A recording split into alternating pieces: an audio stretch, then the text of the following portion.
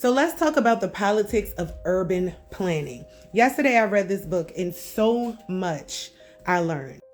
Now this is about more of who makes the choices and how certain developments wind up in your area. Well, first of all, let me say that a lot of the times that stores just pop up or infrastructures pop up in your community, this has been well planned out. I mean, 5s and 10s of years back and even probably beyond. How they plan it out is by creating goals for the specific area. And because we're talking about urban planning, can you imagine some of the goals? Urban planning is in the city, in the heart of the city, where a lot of people look like me and you, well, probably me, and maybe people that look like me that's watching.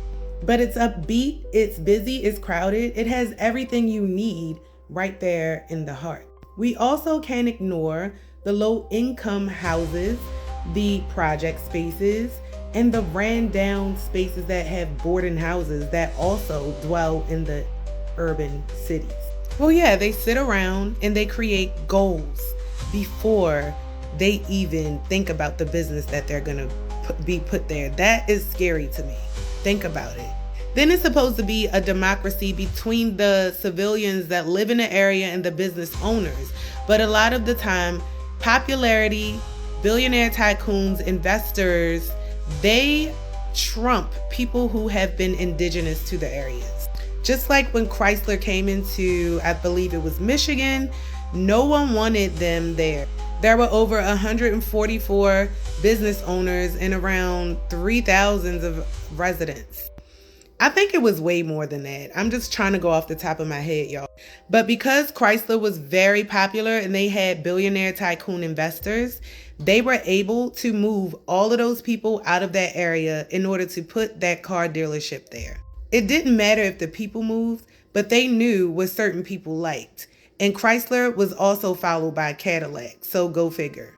Now, when it comes to voting about the business being there, if it's not outweighed by a business tycoon or a billionaire or whatever, then the civilians get to vote. But a lot of the times, there's only a selected few out of those civilians that would advocate for everyone else. And again, it only fulfills the common interest of a few people. Since when has anyone knocked on your door and asked, did you need a new Burlington Coat Factory or Walmart in your community? Well, actually, I should say the Walmart's taken out of the community and a Burlington Coat Factory added to the community.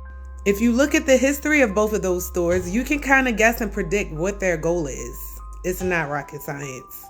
I literally had to read this book to make people understand what's going on around us and to give you an idea as to why you see so much construction and things changing in the very places that you were born and raised.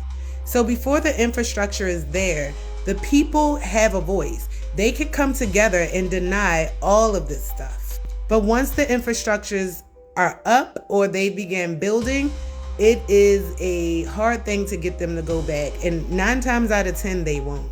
So without trying to spell out everything, this is how you need to be thinking when you see things coming up around you.